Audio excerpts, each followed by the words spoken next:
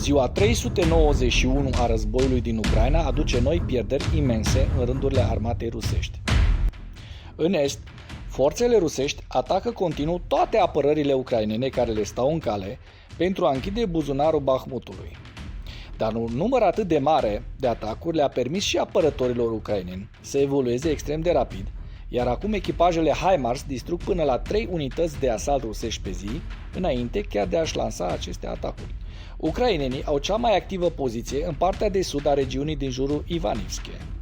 Acolo se desfășoară contraatacuri localizate în 3 direcții separate pentru a împinge pe ruși cât mai departe de autostradă. Cele mai noi rapoarte sugerează că ucrainenii au obținut rezultate notabile. Anterior, ucrainenii și-au menținut poziții pe munții din jurul lui Ivanivske și au contraatacat pe rușii care au intrat în apropierea dealurilor. Astăzi, surse rusești au raportat că ucrainenii au condus un atac mai mare. Filmările confirmă că au avut loc lupte aprige în pădurea de lângă Bahmut.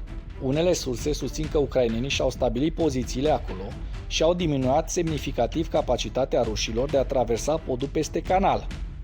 Astfel de acțiuni au îmbunătățit considerabil securitatea autostrăzii Ivanivske, iar sursele rusești au raportat deja o coloană de T-64 ucrainene care se îndreaptă către Bahmut de la Chasiv Yar. Unele surse ruse au criticat lipsa folosirii armelor de înaltă precizie. Mă întreb dacă le mai au rușii pe astea. Precum și probleme cu informațiile și comunicațiile din interiorul forțelor rusești, care le permit ucrainenilor să se deplaseze liber în coloane mari de blindate. În partea de sud a Bahmutului, forțele rusești încearcă să creeze un mic cazan în jurul unui grup de forțe ucrainene la sud de stadionul orașului. Până acum, încercările lor de a crea o amenințare de încercuire au eșuat și au crescut concentrarea forțelor lor în cimitirul local. Imaginile geolocalizate arată cum recunoașterea aeriană ucraineană a observat că mai multe grupuri mici Wagner, unul câte unul, au intrat în clădirea din fața cimitirului și au efectuat un atac aerian, distrugând grupul de asalt și un loc bun pentru ascunderea muniției.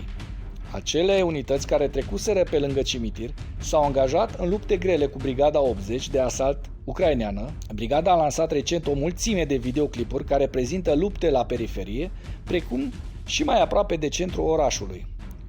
Cu toate acestea, cele mai dure lupte au loc în partea de nord a orașului. Forțele ucrainene au raportat că rușii folosesc foc de baraj. După cum se vede din filmare, forțele rusești bombardează dintre zona industrială și partea centrală a orașului, iar imaginele de la Institute for Study of War de astăzi arată că soldații ucraineni se apără în fața clădirii Casei de Cultură. După pozițiile trupelor ucrainene, aceștia se confruntă cu atacatorii la nord de strada Peremoga, ceea ce înseamnă că Wagnerii au stabilit controlul asupra depozitelor și au traversat căile ferate. Cu toate acestea, principalul obiectiv al artileriei ucrainene a devenit unitățile de asalt rusești la nord de Bahmut. Ieri, forțele ucrainene au împiedicat un atac asupra orașului Bogdanivska, efectuând o lovitură de precizie în zona în care s-au concentrat.